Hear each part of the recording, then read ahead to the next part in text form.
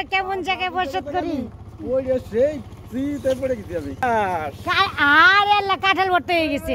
হচ্ছে ঘোড়ার গাড়িতে সবকিছু নিয়ে আসতেছি। তো আস্তে আস্তে চা খেতে খেতে ভাইয়া মাপ চাই। এটা কিন্তু আমার কিচেন না, এটা হচ্ছে পুঁই শাক নিয়ে আসছে দেখতেছি আমরা। এই যে পুঁই শাক, ঢেঁড়স। দেখেন সকাল সকালে কাজ করতেছে আর দেখেন গরিব হয়ে গেছি, আমাদের কাপের বড় অভাব। সব কিছু থাকতে এখন আমাদের কিছু নাই। 3 রকমের 3টা কাপে দেখেন চা নিয়ে আসছি।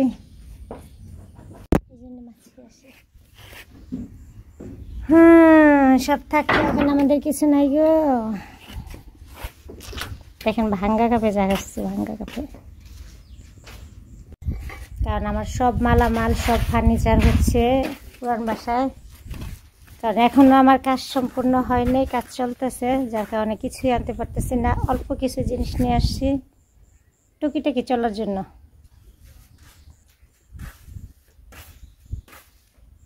এটা হচ্ছে পরের দিন সকালে। এই যে জানালার গ্রিল আনা হয়েছে, এগুলো এখন লাগাবে। তো আস্তে আস্তে চা খেতে খেতে ভাইয়া মাপ চাই। তোমার ভাইয়ের বিষয়ে আমি কোনো কথাই বলবো না, আমার সাথে বনবে না। ভাই আসুক না, বাইরে ফোন দিচ্ছি। এক কাপ চা নিয়ে চলে আসলাম ছাদে। বাড়ির কাজ করার সময় যে কত ঝামেলা, কত কিছু, কত সময় নষ্ট হয়। তো এখন হচ্ছে গ্রিল লাগাবে, কিভাবে লাগাবে জিজ্ঞেস করতেছে। আপনার ভাইয়ের সাথে একটু কথা বললেন, তারপর এক কাপ চা খাবো। চুমুকি শান্তি, শান্তি শান্তি। হোক না গ্রামে, হোক না মাঠের মাঝখানে, আসলে খুবই শান্তি লাগে, খুবই। তাই তো বলি আমার শাশুড়ি মা ঢাকা যে কেন থাকতে চেত না, খালি বলতো আমি 2 দিন পর চলে যাব। আমাকে তোমাকে ঢাকা শহরে আটকা জায়গা আমার দুবেটকে আসে, ভালো লাগে না। সত্যি আমি শহরের মেয়ে হয়ে ছোট থেকে শহরে বড় হয়েছি, বিয়ের পরে শহরে ছিলাম। আমি মুক্তি যদি গ্রামে এসে শান্তি খুঁজে পাই, তাহলে আমার শাশুড়ি মা সারা জীবন গ্রামে ছিল, সে তো ঢাকা থাকতে পারবে না বলেন। খুব শান্তি, খুব শান্তি। এরকম এক কাপ চা নিয়ে ছাদে হেঁটে হেঁটে প্রাকৃতির সঙ্গে মিশে যে, উফ আজকে ওয়েদারটা অনেক ভালো, রৌদ্র নেই, মেঘলা মেঘলা, ভালো লাগতেছে। ও আগে কথা বলি আপনার ভাইয়ের সাথে, আবার ভুলে যাবো, পরে রাগ করবে না। বাড়ির কাজ চলতেছে আর আমি ভিউটা একটু দেখাই, চলেন। এই যে ওইদিকে হচ্ছে গ্রিল লাগানো হবে জানালার। আর দেখেন আজকের ওয়েদারটা কি মিষ্টি, কি শান্তি। রোদ উঠলে ভালো লাগে না, কিন্তু এই ঠান্ডা ঠান্ডা মেঘলা মেঘলা ওয়েদারটা অনেক ভালো লাগে। তো আমাদের এই যে সিমেন্ট চলে আসছে, আর আমাদের এই যে কষ্ট হচ্ছে কি বলবো, আমরা হচ্ছে ঘোড়ার গাড়িতে সব কিছু নিয়ে আসতেছি। কারণ রাস্তার যে অবস্থা, রাস্তাটা খুবই খারাপ। আমাদের রাস্তাটা একদমই বাজে। যে কোনো বাড়ির কাজের জন্য জানিয়ে আসতেছি সব ঘোড়ার গাড়ি দিয়ে। বলো কি হয়েছে, কি হয়েছে, কি হয়েছে? হাই হাই পাছা ভিজে গেছে, বুঝেন আমরা কেমন জায়গায় বসত করি। ওই যে সেই ফ্রিতে পড়ে গেছি আমি। কাঁঠাল গলে গেছে, নিয়ে আটা লাগে দেখেন, কাঁঠাল শেষ। আর আল্লাহ কাঁঠাল ভর্তি হয়ে গেছে। হাই হাই হাই হাই করছেটা কি দেখছেন? আসলে কাঁঠাল দেখেন, পইরা কাঁঠাল ভর্তি হয়ে কাঁঠাল বেরিয়ে গেছে। বের হবে না কেন? আপনাদের রাস্তাটা একটু দেখেন, আমাদের মারাত্মক। কোথায় বসবাস করে মুক্তি বেগম, দেখেন কোথায় বসবাস করে। আর এই জায়গায় পইরা আমার ভাই কাঁঠাল ফাটিয়ে লাইছে।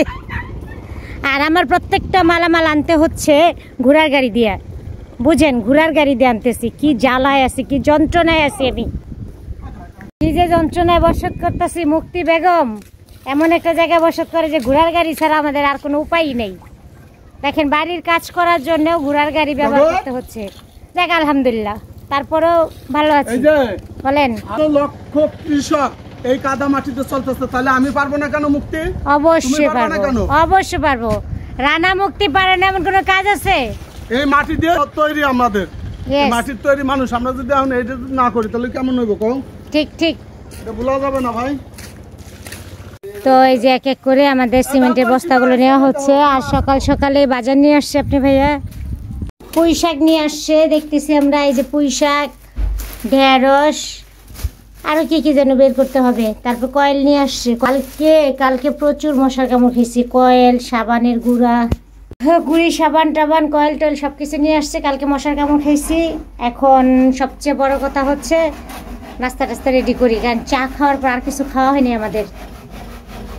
রান্না বান্না করে, আমার কিন্তু রান্নাঘর না, এটা হচ্ছে আমার মোটর সাইকেলের গ্যারেজ। সেখানে আপাতত রান্নার ব্যবস্থা করি, সবাই মিলে খাওয়া দাওয়া করি।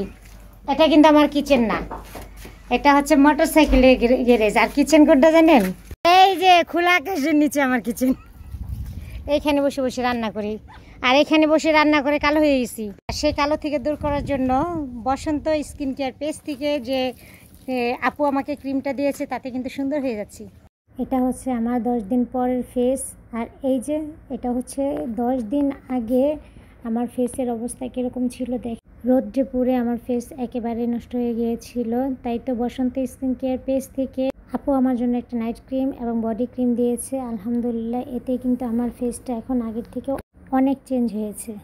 বসন্ত স্কিন কেয়ার পেজের প্রোডাক্টগুলো অনেক ভালো, আমি তো ব্যবহার করছি, আপনারাও চাইলে চেক আউট করে আসতে পারেন। তারপর অনেক কাজ করলাম, হাট বাজার করা হয়ে গেছে আপনার ভাইয়ার। আর সকালের নাস্তা আমাদের নুডলস, আর আপনার বাইরে পিটানি দিয়ে একটা কন্টেন্ট করার পরে খিচুড়ি খাওয়াইছি। খিচুড়ি এটা আমার পেজে, তোমার আমার ইউটিউব চ্যানেলে দাও। ওরে আল্লাহ রে, একটা কালা একটা দলা। আমাদের বসবাস দেখছেন, পিছনে সিমেন্ট, ঘর ভরা কাজ চলতেছে, বাইরে রড, ওই যে ঢাইকা রাখা হয়েছে টাইস, ওইদিকে গ্রিনের কাজ করা হচ্ছে, জানালা লাগানো হচ্ছে, এখানে লাগানো হয়ে গেছে, স্টিলের গ্রিল দেওয়া হয়েছে, দেখতে খুবই ভালো। আর বাজার থেকে যা যা নিয়ে আসছিল, রাত্রে প্রচুর মশা কামড়ানো হয়েছে। এখানে যেহেতু চারপাশে পাট, তো প্রচুর মশা। যাই হোক, কয়েল নিয়ে আসছে, এদিকে মুরগি নিয়ে আসছে, আর এদিকে সবজি নিয়ে আসছে। তো এখন রান্না বান্না করব, এরপর আর কোনো ভিডিও করা হয়নি। তো সবাই ভালো থাকবেন, সুস্থ থাকবেন, আল্লাহ হাফেজ। আমি রান্না করতে যাই।